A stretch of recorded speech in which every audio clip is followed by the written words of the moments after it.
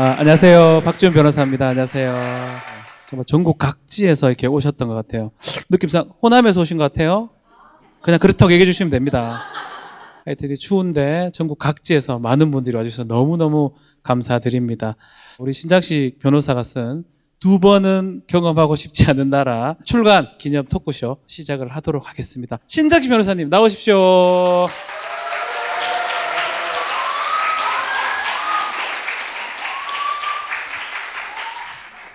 네, 안녕하세요. 신장식입니다.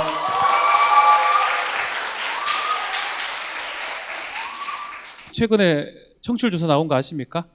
1등 누구게? 첫 조사부터 3번 연속해서 전체 1등을 했습니다. 아유, 감사합니다. 축하드립니다. 예. 축하드립니다. 그러나 아직 배가 고프다. 15%를 못 넘겼다. 아유, 저는 이거 책 내는 거 보고 또 출마하시려나 이런 생각을 했습니다. 출마는 아니죠? 예, 원래 이동관 방통위원장의 계획표에 따르면 10월 17일까지 모든 방송을 정리한다. 하나도 제대로 되는 게 없습니다, 지금. 국민의힘이 이제 필리버스터를 전격 철회를 했어요. 탄핵안은 24시간 이후, 72시간 이전에 처리하도록 돼 있어요. 그러니까 이틀이 딱 필요해요. 근데 하루만 딱 해놓고 일부러 빠져나간 거예요. 왔싸, 우리 이겼다 이렇게 생각했는데 문제는 뭐냐 하면 철회를 해버리면 원점은 돌아갑니다. 그럼 이상인 방통위원 1명 남잖아요. 1명으로는 의결을 못 하잖아요. 지금은 2명이라고 해서 본인들이 둘이 앉아가지고 막 모두 발언하고 그렇죠. 난 정말 웃겨요. 그다음에 망치도 둘이서 앉아갖고 두드리고 있는데 맞니? 둥둥. 맞아? 둥둥. 근데 이제 이게 머리를 쓴 거예요. 장관은 탄핵시키면 누가 한다? 차관이 하면 돼요. 근데 여기는 방통위는 협의체 행정기관입니다. 5명 중에 과반수 찬성이에요. 근데 한 놈이라 그럴게요. 한 놈이 남으면 아무것도 못 해요. 더 나아가서 이동관이 빠진 상태에서 민주당 쪽 2명이 올라온다 그러면 2대2가 됩니다. 민주당은 누가 원래 하기로 했죠? 최민 어떤 분이죠? 무서운 사람입니다.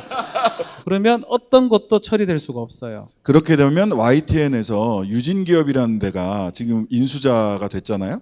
근데 만약 돈을 조달을 해서 주식을 전부 다 매수를 한다고 하더라도 마지막으로 최종 승인은 방통위에서 해야 돼요. 승인을 할 수가 없어.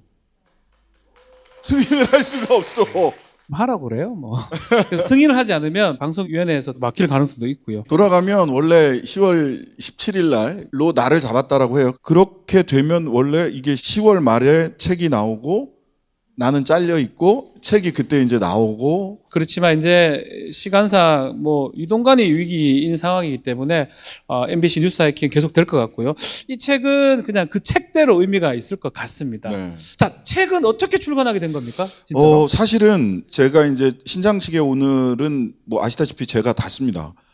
처음부터 21년도에 방송을 신장개혁을 처음 시작하면서부터 근데 이게 하루하루 휘발할 수 있는 내용들이라서 그 맥락을 다 설명하거나 하기 전에는 책으로 묻기가 조금 쉽지 않다 이런 생각을 하고 있었는데 한겨레 출판에서 기획안을 1안, 2안, 3안을 가지고 왔는데 이거를 주제별로 묻고 검찰공화국, MB 시즌2, 노동, 인권 등등등 한 권의 책으로서 특히 출간 시기를 600일 정도 되는 시점으로 하면 이 시점쯤에 필요한 책이 되지 않겠느냐라는 기획안을 보고 야 이게 이렇게 책이 될 수 있겠다.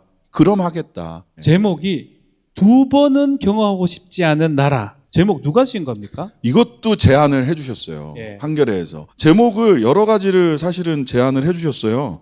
2번은 경험하고 싶지 않은 나라. 한번 들어봅시다. 제목 어떤 게 있는지. 대한민국 국격 실종 사건. 국가 파탄의 날. 아우, 세다. 신장식의 오늘. 대한민국의 내일. 그거 부드러운데?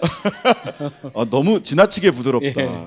그다음에 각자 도생 대한민국 이런 등의 한 5가지 정도 오. 제안을 해주셨는데 예. 우리 심정을 정확하게 그리고 이제 이런 것도 있었죠. 이걸 보면서 한 번도 경험해 보지 않은 나라라는 새카만 책이 하나 있었잖아요. 흑서 뭐 해갖고 네, 나왔던 네, 네. 그 책보다 많이 팔고 싶다라는 사실은 이 약간의 와. 그런 마음도 있었습니다. 두 번은 경험하고 싶지 않은 나라. 공감하십니까, 지금? 2번은 경험해서는 안 되는 나라입니다. 예. 두 번은 경험하고 싶지 않은 나라 싶지 않은 정도가. 나라. 검찰공화국, 각자 도생, MB 시즌 2. 크게 보면 윤석열 같아 이거 완전히. 맞아요. 한동훈 장관이 싫어할 만하겠구나. 검찰 비판한 게 제일 많고 출신을 부정할 수 없다. 노동, 그다음에 인권 요렇게가 제일 많더라고요. 그러니까 일부러 그렇게 쓰려고 했던 게 아니에요. 하루하루를 보면서 내가 오늘은 이 얘기를 꼭 써야 되겠다라고 했던 것들을 모아놓고 보니까 첫 번째가 검찰 공화국이다. 제일 글들이 많은 것 같아요. 검찰을 싫어하세요? 변호사니까 가 보시잖아요. 변호사로 이제 갔을 때 옆에 앉아 있습니다. 무슨 생각을 하게요? 상당히 고통스러운 일이 조사 참여라는 제도거든요. 변호사 옆에 앉아 있긴 한데 되게 힘듭니다, 사실. 제일 변호사들이 힘들어하는 일이에요. 왜냐하면 길면 그냥 하루 종일 그냥 가거든요. 하루 종일 가는데 검찰 싫어요. 예. 검찰공학과 관련해서 두 가지 경험 정도를 말씀드릴 수 있을 것 같아요.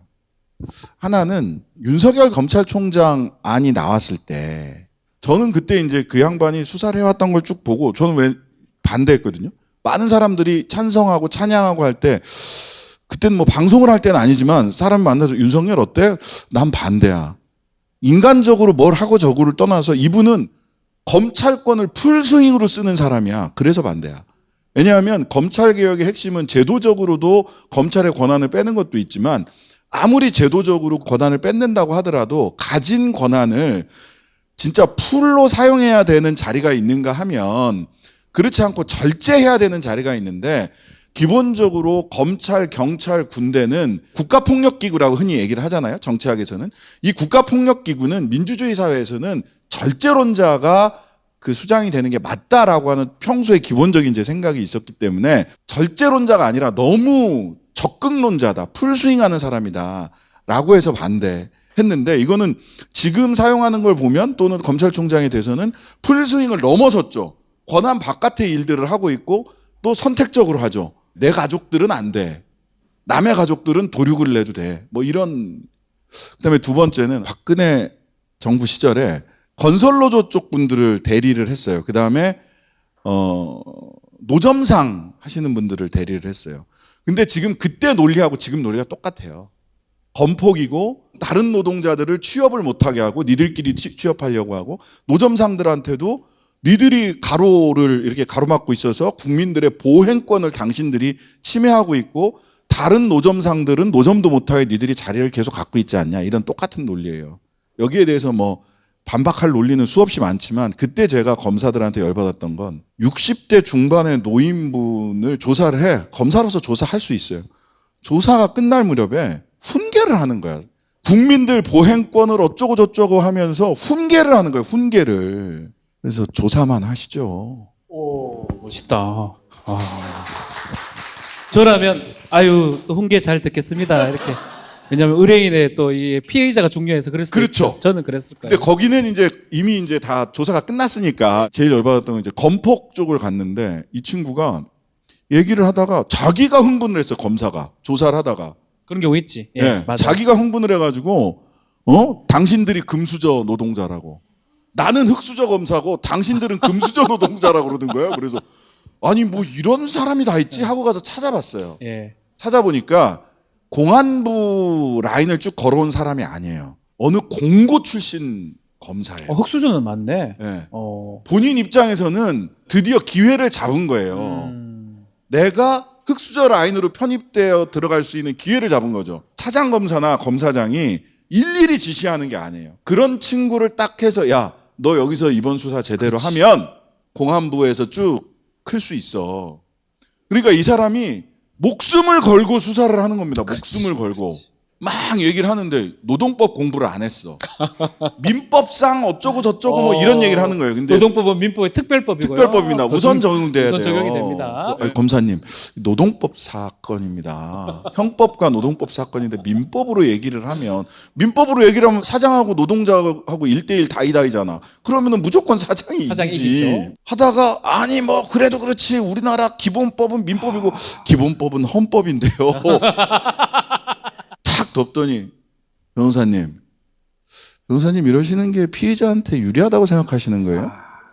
그러면 이제 변호사는 접어야 돼요. 접어야 돼요. 거기까지 나오면. 그러니까 세상을 그렇게 바라보는 사람들이 맞아요. 권력의 최상층부까지 올라갔다. 지금 얘기를 했으니까 공안하고 특수가 있잖아요. 두 축이라고 봐도 될 것 같아요. 황교안 같은 사람이 공안이었고 윤석열 이쪽이 이제 특수라고 보면 될 것 같고 양대 산맥이고요. 그래서 검찰 공화국 얘기가 아마 첫째 중요한 얘기고 많은 글들이 검찰 공화국 관련된 얘기들이 나옵니다. 두 번째 키워드가 각자 도생입니다. 아마 12구 참사라든지 오송 지하철 참사, 국가가 도와주지 못하는 각자 우리가 살아야 되는 그런 얘기들이 좀 많이 담겨 있는 것 같습니다. 지금 이 책의 154쪽입니다. 저는 이 112 신고 녹취록이 마음을 주체를 못 하겠는 거예요. 이야. 그 한마디, 감사합니다 한마디. 예. 쭉 보면 긴급 신고 이게 21시 07분 실제 사고가 나기 1시간쯤 전. 안녕하세요. 여기 힘들거든요. 경찰관이 네 알겠습니다 했더니 신고자가 네 감사합니다. 이 감사합니다라는 말은 이 사태가 아직 해결이 되지 않았잖아요. 국가에 대한 믿음이죠. 그렇죠. 미리 감사하다는 말씀. 해결될 거니까. 내가 구제될 신고하면 거니까. 해결될 거니까. 예. 근데 이 신고자는 그날 저녁에 집으로 돌아가셨을까? 라는 질문이 탁 와서 감사합니다라고 말씀하셨던 이분은 고인이 되지는 않았을까라고 하는 이 앞에서 뭐 너무 막 무너지는 느낌 있잖아요. 우리나라의 기초와 우리 공동체의 기초와 품격이 다 무너지는 느낌이었어요. 일방통행할 수 있도록 내가 부탁했고 니들이 조치를 취할 것을 믿기 때문에 감사하다고 했어요.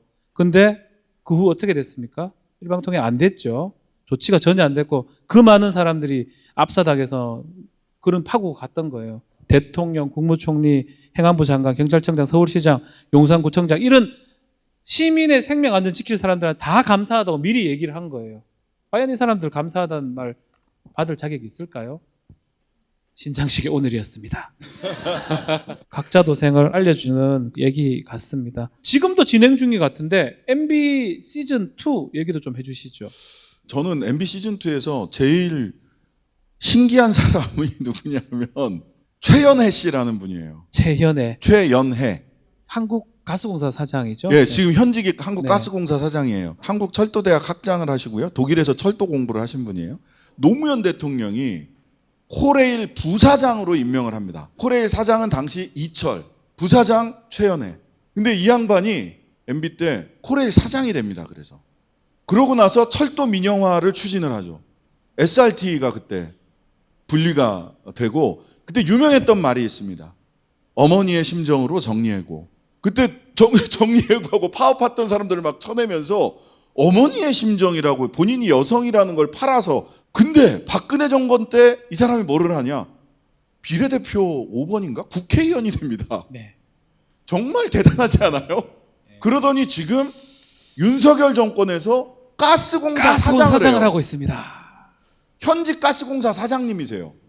MB 정권 때 사실 능력 있는 사람들도 있었다. 그랬으니까 정권이 유지가 되고 뭐 다시 그쪽도 두 번 겪고 싶지 않은 나라이긴 하지만 근데 지금 살아남은 MB 시즌2의 사람들은 능력이나 실력이 아니라 실은 기회주의자들이다. 라고 이야기를 합니다. 권력자의 귀를 잡아끄는 능력이 있는 사람들이 살아남았다. 이동관 씨 권력자의 귀를 잡아끄는 능력이 대단하고요. 그 탑 오브 탑에 있는 사람들이라고 흔히 많은 분들이 얘기하는 사람은 누구게요? 김한길입니다. 김한길 지금 통합위원장이죠. 진짜 한 20년, 30년간 그 길을 DJ 때부터니까 당을 만들었다가 깼다가 다시 만들어 깨고 막 이렇게 한 20번쯤 하셨는데 하셨는데 예. 항상 그 근처에 있잖아요. 예. 권력자 주위에. 때려잡는 길목에는 검사들이 그다음에 정무적인데 이제 야 너 기술자 좀 데리고 와봐 일 좀 하자라고 했을 때 제가 정말 일 잘합니다. 제가 기술이 좋습니다라고 권력자의 귀를 딱 틀어줄 수 있는 사람들은 MB 쪽 사람들을. 근데 이제 그쪽도 이제 인력풀이 다 돼가니까 이제 박정희 시즌 3로 가고 있는 게 아니냐. 조희대 대법원장 후보자. 잔디를 깎고 기다려주시고 누나 동생. 그래요. 사실 신기한 게 동생이 있어요. 박지만이라고. 윤상현 의원도 있잖아. 윤상현 의원도 동생인데. 윤상현 의원이랑 정성호 의원이랑 두 분을 모시고 매주 목요일 날 뉴스하이커에서 정상회담이라는 걸 하는데 마이크가 꺼졌을 때 윤 의원님 동생 자리 뺏기신 거 아닙니까? 윤석열 정부하고 MB 정부 차이점이 있을까요? 공통점 차이점. 보통은 대통령들이 책. 예, 휴가 갈 때 책 추천을 해달라고 하잖아요. 책 추천을 해요 일부러. 이 책을 제가 오늘 이번에 휴가 가서 읽습니다. 그게 또 하나의 메시지거든요. 메시지니까. 대통령실에서 추천 좀 해주세요. 그랬어요. 가져가는 책이 없어. 제일 즐겨하는 책은 제일 자주 보는 책은 뭘까? 메뉴판? 뭐 이런 거 아닐까 하는 생각이 드는데.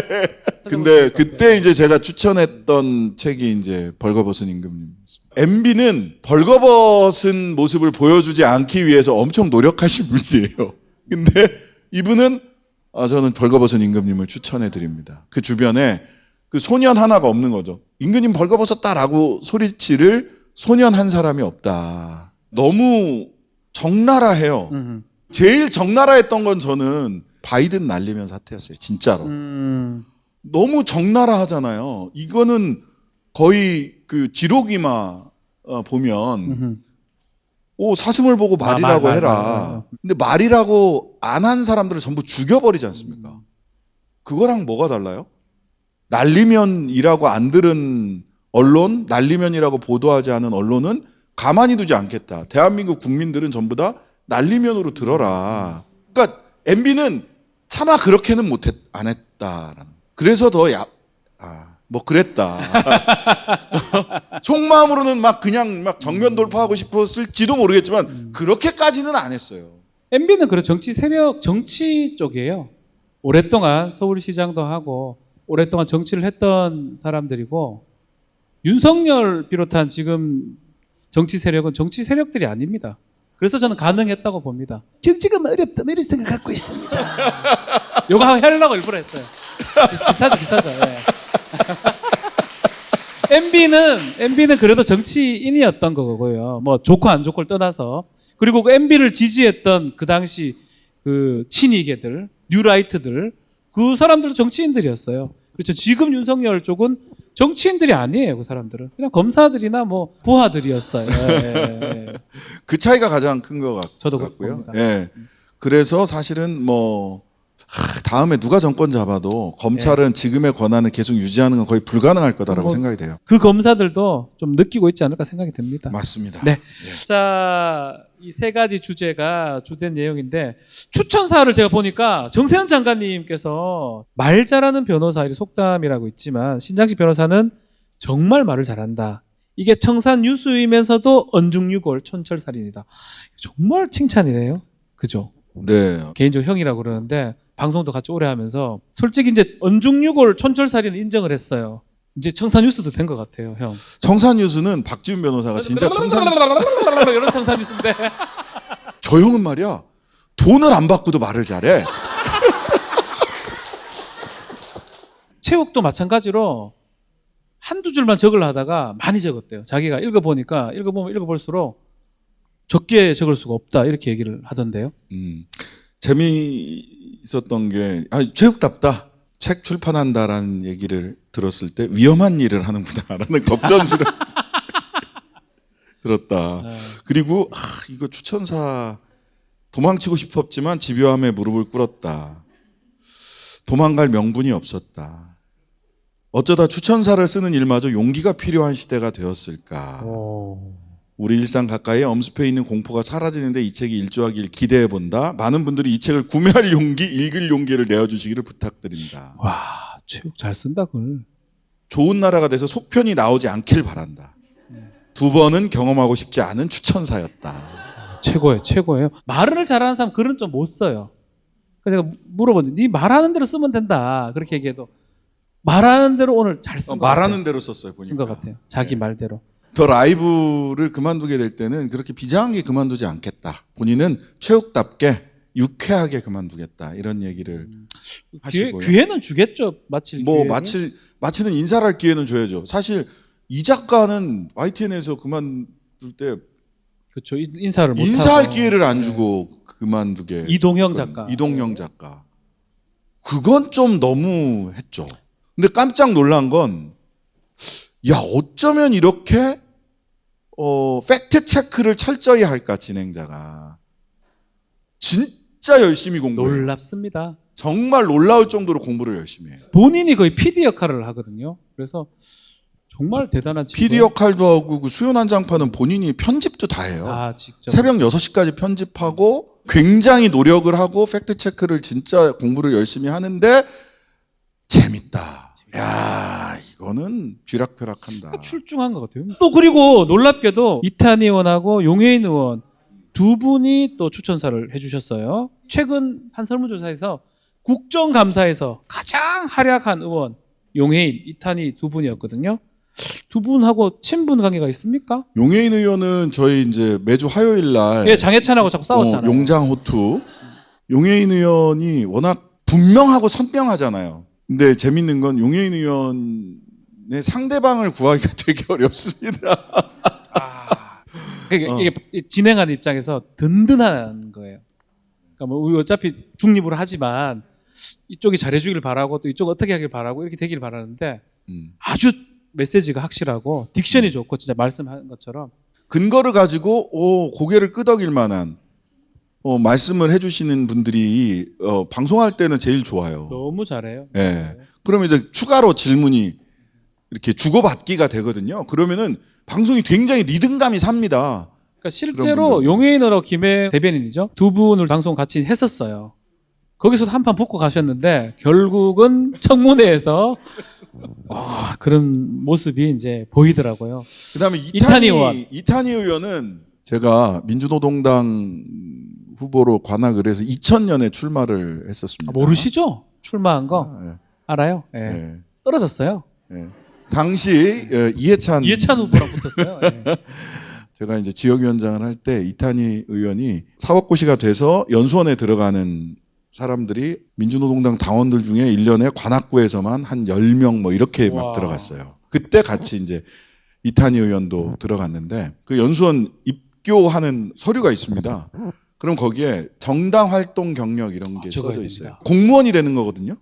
그렇기 때문에 정당 활동 경력이 있더라도 탈당을 하고 들어가야 돼요. 왜냐하면 공무원은 정치활동의 자유가 제한되어 있기 때문에 당원이 될 수는 없거든요. 선배들은 보통 정당활동, 그럼 귀찮잖아. 해명하기도 싫고 하니까 정당활동 경력 없음 이렇게 썼거든요. 거짓말로? 아니면 뭐 거짓말 아니 거짓말? 아니, 그렇죠. 그걸 보고 선배들한테 형, 민주노동당이 부끄러워?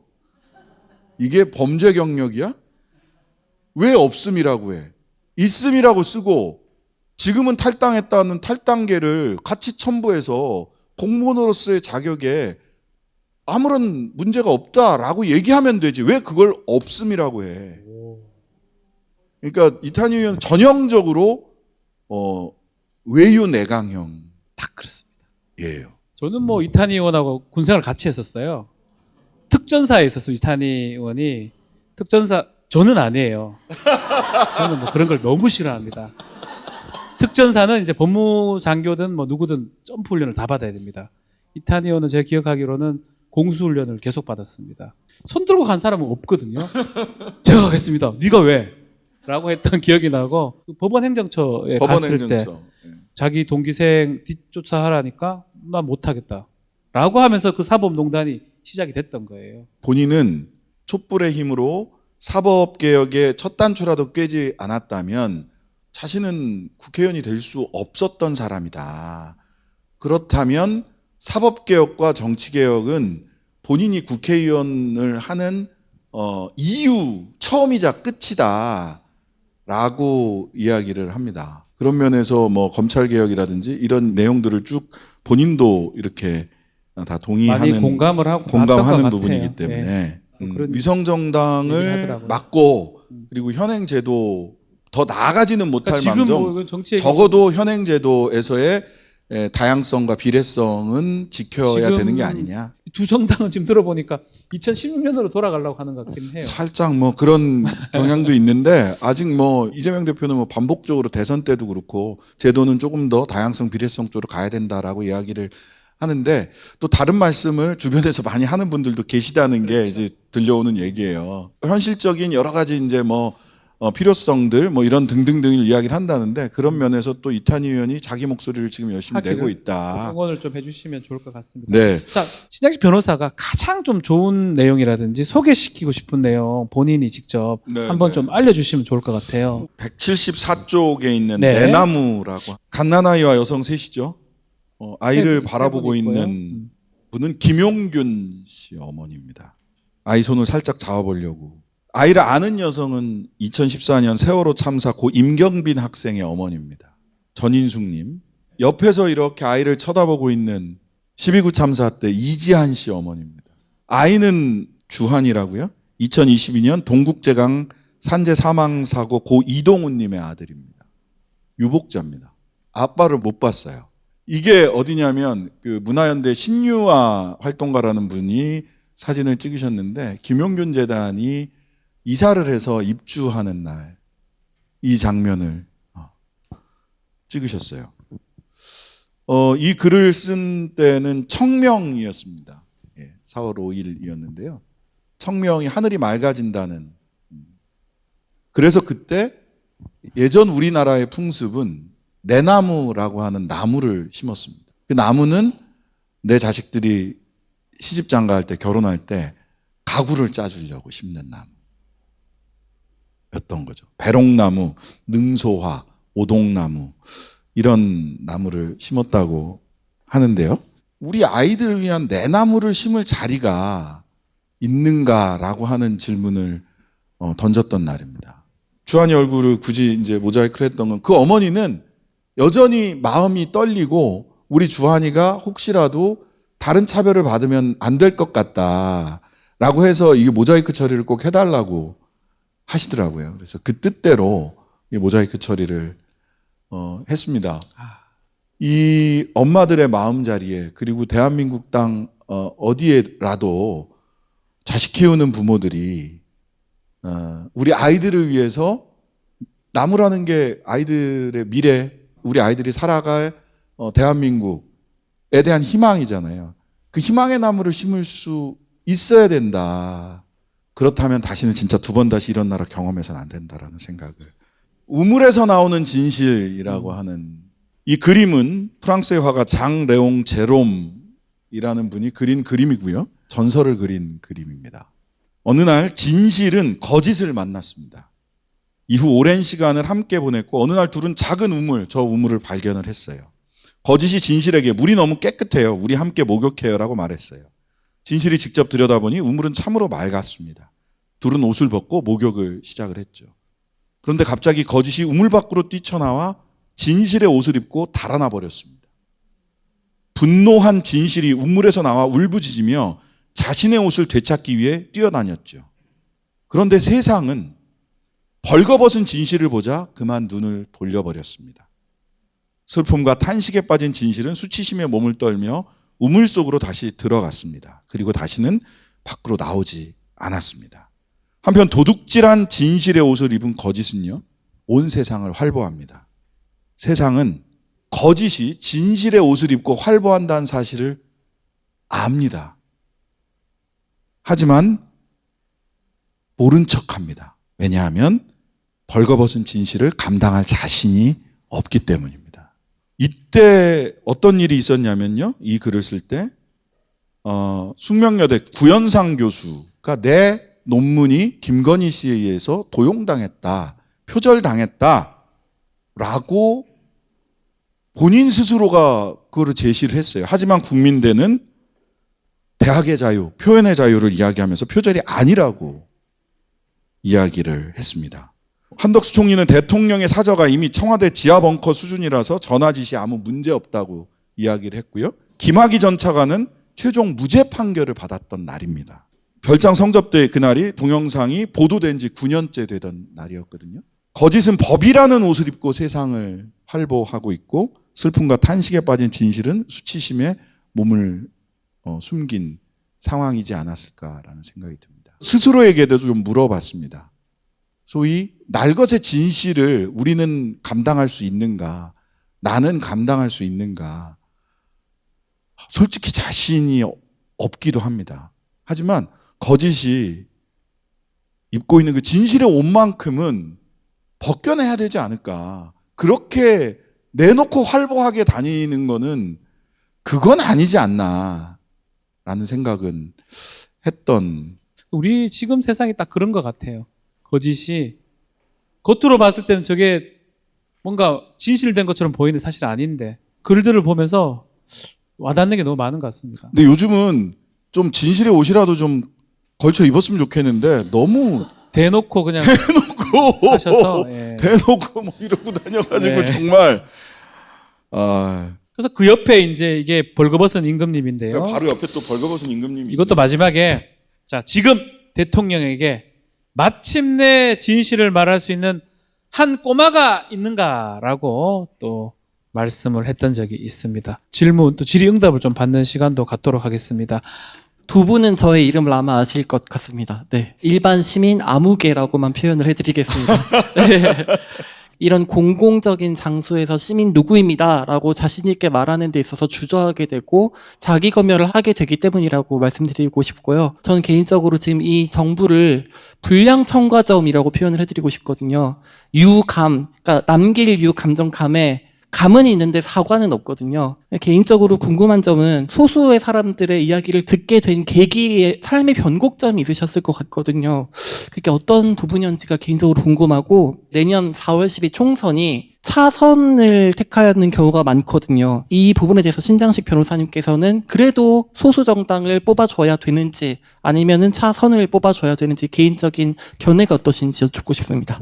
저한테 가장 큰 삶의 변곡점이 됐던 건 나는 대학 가면은 운동권이 되겠다. 근데 이제 운동권이 처음 되는 거는 별로 중요하지 않아요. 계속하게 된 계기가 뭐냐가 전 중요하다고 생각을 합니다. 당시에 91년도에 어떤 일이 있었냐면 소위 강경대시라고 명지대학교 1학년 학생이 경찰의 쇠파이프에 맞아서 돌아가셨습니다. 그리고 그때는 종각에서부터 동대문까지 집회 인파가 30만, 40만, 50만, 뭐 내일 되면 한 100만 이렇게. 근데 그때는 지금처럼 촛불을 든 게 아니라 화염병과 쇠파이프를 든 시위대였어요. 그 당시에는 이제 그게 없어도 되더라고. 너무 많아지니까 경찰들이 막을 수가 없었어요. 근데 그게 정원식 씨라고 국무총리 외대의 총장이었던 분인데 강의를 하러 갔는데 외대 학생들이 계란하고 밀가루를 던졌는데 그걸로 모든 이 집회 시위하는 사람들이 폐류나로 다 몰린 거예요. 그러고 나서 야 이거 뭐 세상 바꾸는 일이 정말 힘들구나. 안 되겠다. 라고 생각을 해서 세상을 못 바꾸니 사람들한테 도움이 되는 의대나 약대를 가볼까 했는데 물론 안 되겠다. 그런 절망감에 빠져 있는데 그때 민병덕 의원은 그때 달동네 신대방 일동이라는 데서 아이들 철거 지역에서 공부방 하고 있었거든요. 근데 이 친구가 이제 같이 살고 있었으니까 야 장씨가 좀 도와줘. 그래서 철거를 하러 들어온다는 거예요. 거기를 갔어요. 그냥 친구 따라 강남 간 거예요. 근데 딱 갔는데 아까 말씀드린 인간으로 현현한 불합리. 철거 깡패들이 겨울에 우통을 벗고 쇠파이프를 들고 거기 학생들하고 주민들이 자기 동네 들어가겠다고 와 있는데 물을 막 뿌리고 있는 거예요. 그러고 나서 이제 주민들이랑 밤에 모닥불을 피워놓고 앉아서 이런저런 얘기를 하는데 내가 뭘 꼭 재주가 있어야 쓸모가 있는 게 아니라 이분들 곁에 있는 것만으로도 쓸모가 있겠구나 라는 생각을 하고 짐을 싸들고 달동네로 들어갔죠. 예, 그게 저한테는 다시 운동을 하게 되는 가장 큰 계기였고, 그래서 그때 제가 굉장히 좋아했던 노래가 있습니다. 저에게는 불러주세요. 이것이 불러주세요. 최고의 운동가요였어요. 불러주세요. 그러면 변진섭의 너에게로 또다시. 너에게로 또다시 돌아오기까지가 왜 이리 힘들었을까? 여기까지. 네, 그랬습니다. 아유, 이 톤으로 제가 못 불러요. 이제 나는 알았어, 내가 죽는 날까지. 이제 나는 알았어 내가 죽는 날까지. 그게 저한테는 가장 중요한 계기였습니다. 30대가 지나서 이제 민주노동당이 창당하면서 당에서 일을 했고 40살이 돼서 이제 로스쿨에 들어가서 43세 변호사가 됐습니다. 변호사 10년 차입니다.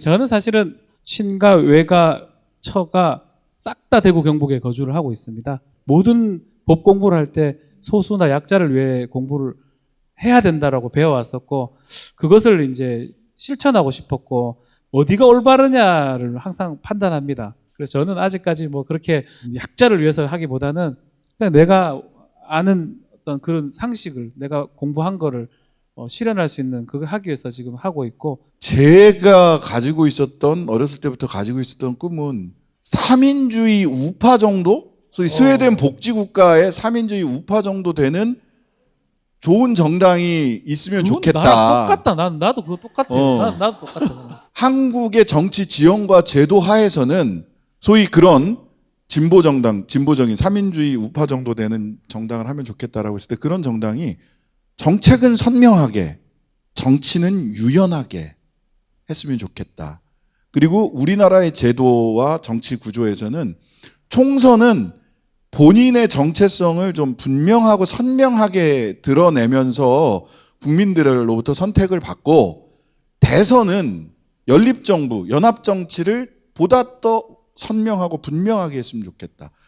저는 정의당한테 꼭 하고 싶은 얘기, 또 진보를 표방하는 정당한테 하고 싶은 얘기는 제도가 바뀐다고 해서 국영수를 열심히 해야 어떤 제도의 변화에서도 좋은 성적을 받을 수는 있어요. 언어 수리 외국어 영역이었습니다. 네. 저희는 네. 아, 이 차이가 있구나. 예, 역시. 예. 같은 내용이에요. 예. 그래서 진보를 표방하는 정당들도 자신의 가치와 정책 그리고 국민들과 만나는 이런 활동을 열심히 해놓고 제도에 탓을 하거나 또는 제도의 덕을 보거나 해야지 제도가 바뀌면 뭔가 하늘에서 뭐가 뚝 떨어질 것처럼 제도 만능주의로 빠져서는 안 된다. 네. 저는 이제 최근에 그 다큐멘터리 크러쉬를 봤거든요. 이제 신장식 변호사님 같은 오피니언 리더께서 이제 유튜브나 방송에서 아무래도 이 크러쉬라는 다큐멘터리가 정부에서 이제 금지를 했잖아요. 크러쉬 다큐멘터리를 보고 나신 이제 소감 같은 거나 뭐 그런 것들 듣는 창구 같은 게 없는 것 같더라고요. 이제 신장식 변호사님께서 혹시 그 다큐멘터리를 보셨으면 어떤 생각을 하셨는지가 저는 이제 궁금하거든요. 다 보지는 못했고요. 클립으로 편집된 거를 봤는데 되게 보기 힘들더라고요, 정말. 명목상으로는 저작권 문제. 저희가 알기로는 그렇게 알고 네, 있습니다. 명목상으로는 저작권 문제인데 그걸 보고 와서 얘기해 줄 사람도 없고요. 그냥 일반인의 감상이 아니라 연사를 찾기가 어렵다는 측면은 있습니다. 근데 계속 지켜보고 있고 저희 제작진에서도 요거를 어떤 방식으로 소화해야 될지에 대해서는 고민을 하고 있다. 이게 영원히 막지 못하거든요. 네. 어떤 방식으로든 유통이 되거나 어떤 방식으로든 공식적으로 이거를 보는 시기가 저는 분명히 올 거고 그 이전이 됐든 딱 그 오픈되는 시점이 됐든 이 얘기는 한 번 더 크게 얘기가 될 겁니다. 제가 알기로 이번 선거 앞두고 지난 선거에 씌웠던 캡이 이제 자동 소멸하고 해서 위성정당 방지법만 통과시키면은 그나마 최선의 선거제가 된다 해서 창당도 새로 되고 한 걸로 알고 있는데 좀 진솔하게 진짜로 선거제 개편이 어떤 방향으로 이루어질 것 같은지 여쭤보고 싶습니다. 쉽게 예측하기는 어려운 것 같아요. 다만 그 국민의힘에서는 그냥 병립형으로 가자라는 게 워낙 강하고 근데 목숨을 또 걸지도 않아. 왜냐하면 그쪽에서는 그냥 이제대로 하면 우린 위성정당 만들 거야. 그냥 딱 그런 상황이에요. 딱 그런 상황이에요. 민주당 입장에서는 2016년식은 그대로 가는 거 옛날 거. 국민의힘에서 던지면 민주당이 먹고 싶어요. 왜냐하면 그렇게 하면 의석을 더 많이 받을 수 있거든요. 어떻게 이게 이 달콤한 걸 유혹을. 근데 이재명 대표는 안 하기로 했던 거고. 그러니까 지금 단계는 캡하고 연동을 하냐, 여기서 더 나아가느냐, 아니면 더 뒤로 가느냐는 국민의힘 지금 생각이고요. 지금 말씀대로 국민의힘이 확실치는 국민의힘 지금 이준석 나왔죠. 뭐 난리를 치고 있기 때문에 뭘 못 정하고 있거든요. 그래서 국민의힘은 이래나 저래나 2016년식 병립형 아니면 지금 방식에서 위성정당 방식 갈 거고요. 이제 선택은 민주당이에요. 2016년에서 같이 하느냐, 아니면 지금 방식으로 하는데 위성 안 내느냐. 그렇죠. 요 차이밖에 없는 것 같아요. 네. 아직 그 단언하기 어렵고요. 그래 되면 결국은 예전 방식대로 2020년 방식대로 가요. 합의가 안 되면, 안 되면 그냥 가는 거잖아요. 그러면 위성정당 만들 결과적으로 수도 있고. 그 캡을 그대로 유지하는 정도로 음. 가거나 아니면 병립형으로 가거나 둘 중에 하나인데 내년 1월달, 2월달까지 가봐야 알 것 같아요. 그 답답하시잖아요. 두 개 글을 소개를 해드리는데 짧게 하나는 구쪽에 있습니다. 하로 동선, 여름에는 난로를, 겨울에는 부채를 준비한다. 이 하루동선이란 말을 제가 처음 알게 됐던 거는 노무현 전 대통령께서 식당 이름을 하루동선이라고 했었어요. 떨어지고 나서 꼬마 민주당 시절에 이 더위도 그다음에 한겨울의 추위도 끝나게 돼 있다. 그럼 그때 우리는 어떤 모습으로 그 자리에, 그 끝에 자리에 서 있을 것인가 라는 생각을 하게 됩니다. 이거 오래 못 가요. 그러니까 저는 종종 이제 그런 분들도 봬요. 지금도 어딘가에서는 집회를 하고 계시고 추위 속에서도 집회를 하고 있는 분들의 열정과 헌신에 대해서 존경과 감사의 마음을 가집니다. 분노하되 그 분노에 사로잡히지 않으셨으면 좋겠고, 내년 총선, 그 다음에 지방선거, 대선, 뭐 철철이 옵니다. 철철이, 사시사철, 철철이 이렇게 오기 때문에 그때 내가 얼마나 더 조금은 더 좋은 사람이 되어 있으면 좋겠다라는 마음을 가지셨으면 좋겠고요. 정말 답답하고 할 때는 밖에 나가서 소리를 지르셔도 되고, 맛있는 걸 드셔도 되고, 좋은 사람과 영화를 보러 가셔도 되고, 최근에 또 어른 김장아 정말 좋아했던 다큐멘터리인데 개봉도 했더라고요.